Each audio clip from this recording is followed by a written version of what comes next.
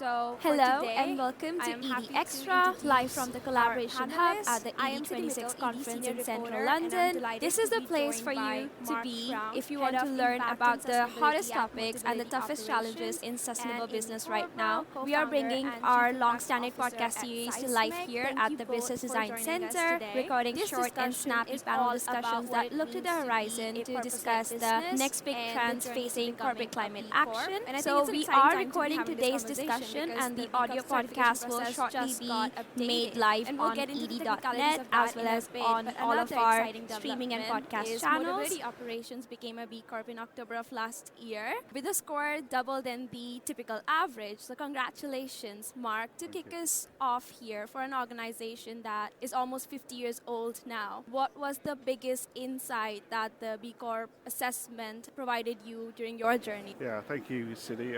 It's good to be here. So in terms of Motability Operations, so we are a very customer-centric, purpose-led business. So for us, the B Corp framework was a really nice alignment and validation of actually who we are and what we do. For those that may not be aware, Motability Operations is the business that runs the Motability Scheme, which is designed to support disabled people with mobility solutions. So in order to qualify for the scheme, an individual has to have a certain disability mobility payment, and they can choose to exchange that in return for a mobility solution with us, which predominantly is cars and vehicles, but we do offer powered wheelchairs and scooters as well for our customers. So I think the biggest thing that we learned through the journey is that actually the framework is a really good, helpful validation of areas where particularly the business may be strong, and therefore these are areas that you may need to maintain. But also it gives you highlights in terms of areas where potentially you might need to enhance things or actually ask some questions of the business around things like advocacy. So we are a big advocate for disabled people, we're a big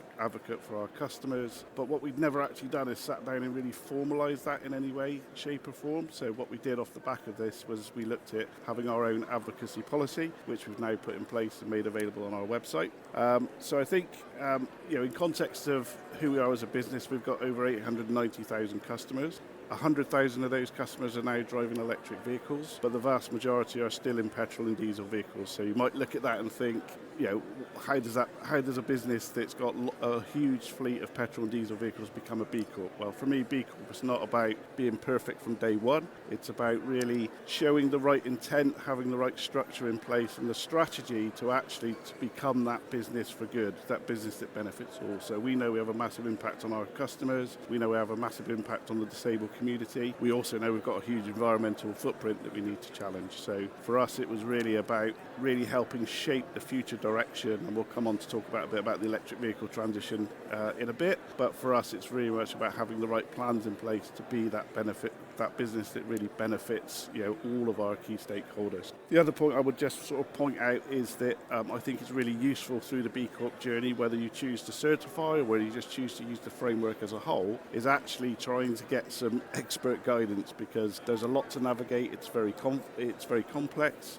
So we worked with Seismic on the B Corp certification, but also on a number of wider sort of sustainability initiatives that we've got that now build and form part of our strategic approach. No, that's really interesting. And I touched upon this a bit earlier, but as of January this year, B Corp has moved away from the 80-point average to now mandatory minimums across 7 different impact areas. And Amy, you bring a wealth of experience to this conversation. Do you think the update of the assessment is finally forcing it to implement that deep-rooted change that's needed, or has it become in turn a tick box compliance exercise? What are your thoughts on that?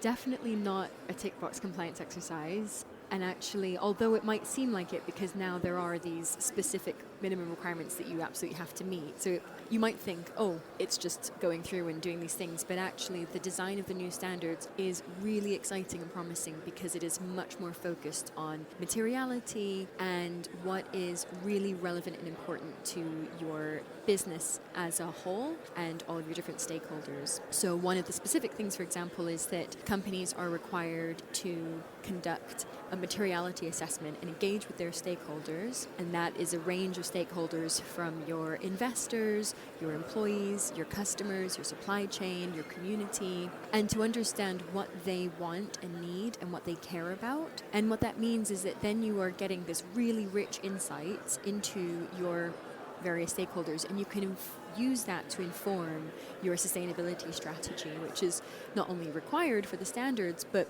that's just what we encourage companies to do to meaningfully engage with sustainability anyway. So all of our clients, or majority of our clients, whether they're going for B Corp certification or not, they might be going on a different route, starting with materiality is always something that we recommend, because it means that you're really in tune with what's going to resonate with your stakeholders, and that in turn will not only drive the most positive impact, but it'll also be really great for your kind of overall commercial goals and strategy and drive a commercial return as well. And so we've got that kind of overall holistic strategic view. And then the other great thing about the standards is that it helps to make sure that companies are taking responsibility for their impacts across the board. So for example, it mandates engagement and understanding on your impact on human rights within your whole value chain, and likewise your environmental impact. And so it means that you are required to have an understanding and then take responsibility for your negative impact, as well as understanding and focusing in on the positive impacts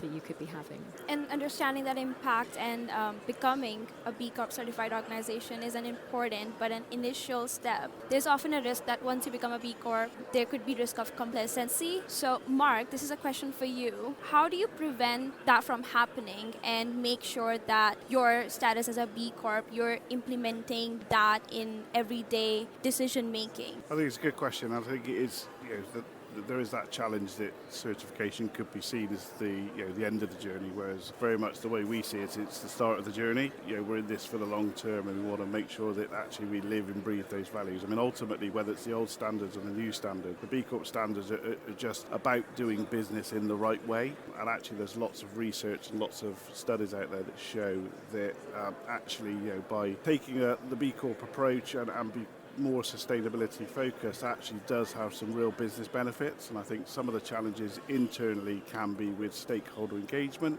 One of the things that we've found is actually by understanding the priorities of each of the different stakeholders, you really do need that senior management, that executive level buy-in, and able to support what you're trying to drive through the business and maintain through the business. But by understanding those priorities, what you can then do is effectively turn that into tangible action that then helps towards the delivery of not just the business objectives, but your sustainability objectives as well. And I think the other important thing we've learned through experience that developing a sustainability strategy that's very much aligned to supporting delivering your business strategy is really key to make this live and breathe. It should be a layer that goes across the organisation and affect everything that we do and the way we act and the way we behave and who we interact with. I can imagine it's going to be a challenge for some people in some businesses to keep that alive, because there's always changing priorities, there's always changing focus. But ultimately, it's about coming back to the point that doing business in the right way will have positive benefits. So B Lab, for example, they published in their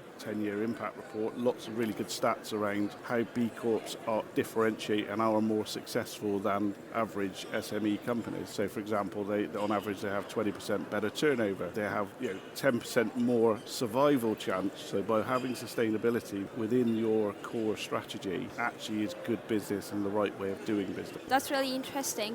I want to go back to the board buy-in conversation. You have worked and you work with many well-recognized brands, Amy. In today's world, with inflation and all the rising supply chain risk, how are you pitching the B Corp certification? Has it changed? Is it still about doing good, or are you now primarily talking to boards about risk management and business resilience? So what we continually are talking to our clients about is the fact that you need to understand the growth opportunity that comes from properly embedding sustainability into your business as a whole. It's about coming away from seeing it as a nice to have or as risk management. If you're thinking about it in those ways, you're really behind the times. We know that there's so much evidence to show that companies who properly embed sustainability into their day-to-day and into all elements of how they behave as a business, it's not a separate line on the P&L, it's not a separate job role, it's actually, as Mark says, it's a layer across the business, it's integrated into everything that you do. It's a core contributor to your overall commercial strategy, those are the organizations that not only are having a more successful, impact on the world, but they're having stronger commercial success and therefore stronger valuations. So it's really important to kind of come away. Yes, there's risk mitigation elements. Yes, it's great for your brand. Yes, all of those things, but actually it's so much more than that. So it's really about shifting that perception for senior leaders. The world's changing for businesses, but the world's also changing for consumers. So thinking about, you have committed to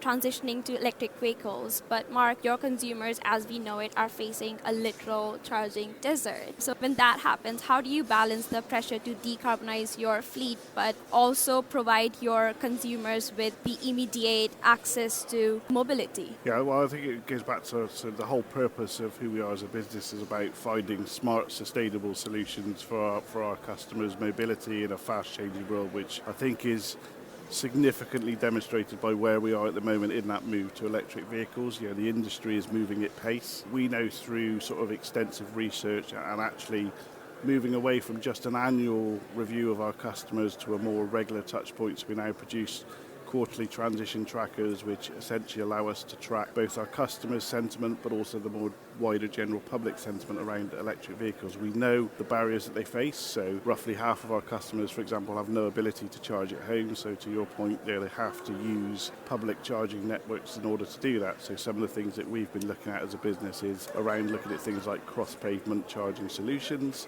We've been looking at things like co-charger options.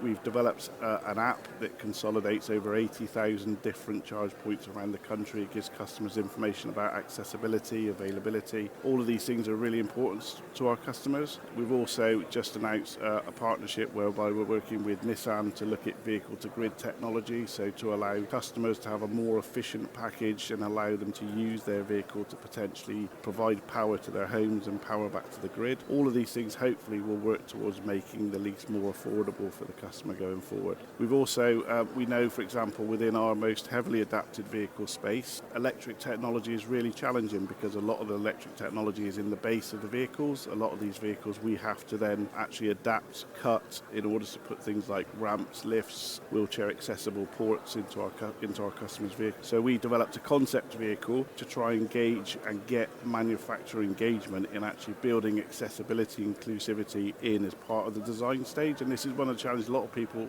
disabled people face, is that companies don't always think about accessibility and inclusion as part of developing a product or a service. And the reality is a lot of what's developed is actually good for everybody, not just disabled people. There's 1 in 5 people in the UK are actually disabled. So if as a business you're not focused on that disability and inclusion, you're actually negating a fifth of your potential market opportunity. So it's a big sort of passion of mine to try and drive that through business strategy. The benefit we got by developing that concept, actually now what we've seen is Kia have developed a PV5, which is the first sort of accessible, inclusive design vehicle that can be used by disabled people. So that's now actually out on the market as an option for our customers. So I think we're doing quite a lot to try and influence and change. We're working with local authorities, we're working with the Motability Foundation to try and influence the design, the rollout. So the accessibility of charge points is actually a real challenge for our customers, whether the charge point is high up, whether it can be accessed via a wheelchair down the side of the car. So we've actually developed initially a British standard to try and help the design of accessibility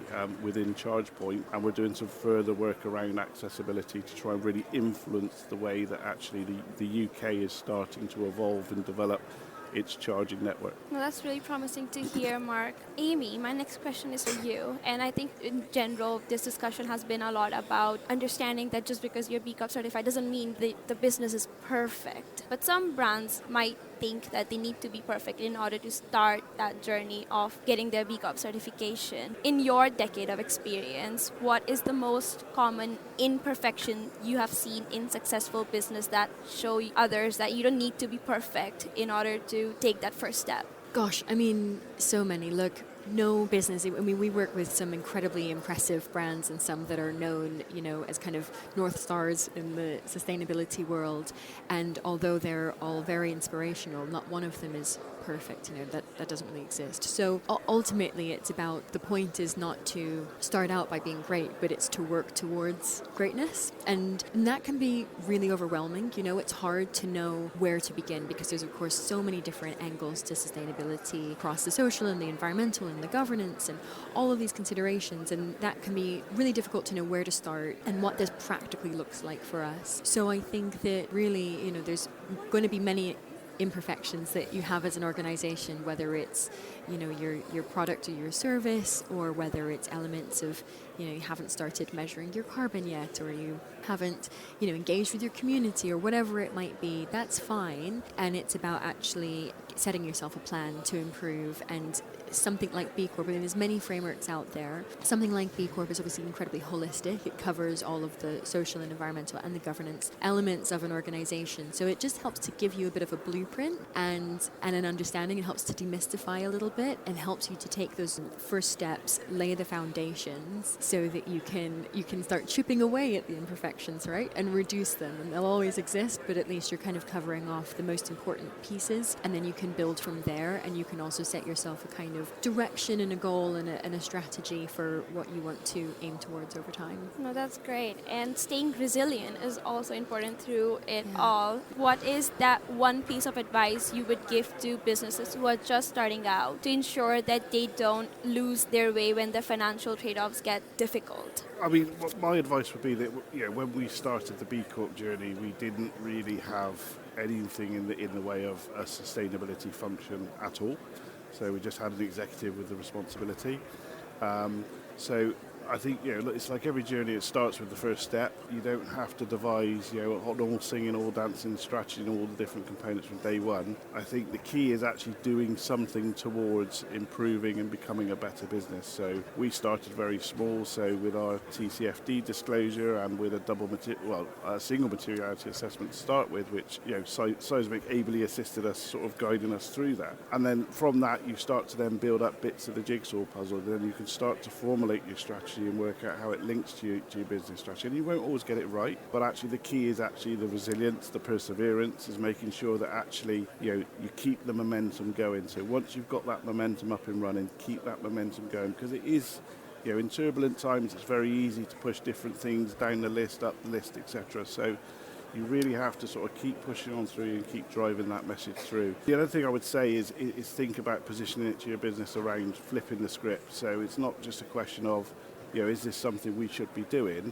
Maybe put it in terms of, is this something we can afford not to do? Because actually, this will gain momentum over time. There is more and more regulation in this space, and therefore businesses are going to be expected to have much more structure in place, and things like the B Corp framework really give you a really good advantage to say, actually, these are the areas that you should be focusing on. And I will leave you on one little quote, because I always use the David Attenborough quote, because I'm obsessed with the man. One of the things that he said was essentially, working apart, we as a species have sort of pushed towards destabilizing the planet. By working together and working collaboratively, the hope is that actually we can flip the script and we can really sort of make things a better future for all of us. And I think what the B Corp community does give you is that access to a lot of individuals, a lot of businesses who are trying to achieve the same things. Again, we spoke to a lot of B Corps before becoming a B Corp to get advice and guidance. As I said, we work with the likes of Seismic, who are B Corp, but we're also then participating in wider things, like webinars on certain topics, sharing our experiences, getting experiences from other people. And I think with the B Corp community now, sort of in excess of 10,000 businesses across the world, there's a real sort of growing momentum and a real rich resource that businesses can tap into. Of course, agree with all of those great points. For Mark, at the beginning, actually, when you were introducing, you mentioned that the podcast is kind of talking about various different trends, and I think it's really important to acknowledge that, sustainability is not a trend. It's here to stay, and it's continually being recognized by investors as something that they want to see embedded in an organization. The legislation regulation is continuing to increase, and so we need to acknowledge that this is something that is a wise investment for an organization. It's, as Mark said, flip the script. It's not something that's a financial trade-off. It's not something that is a side of the desk piece. This is core to being a responsible, successful business, not only in today's age, but going forward to keep you kind of resilient and moving on into the future and continuing to grow in a healthy and literally sustainable way. So I think absolutely come at it from that angle, and you will see the value back manyfold. It won't be a sacrifice. No, greatly said. And that brings us closer to the end of the discussion. This is all the time we have today for this session, but a huge thank you to our speakers for sharing their insights, and also to everybody in the audience for your time and attention as well. And I'll see you guys around. Thank you. Thank you. Thanks.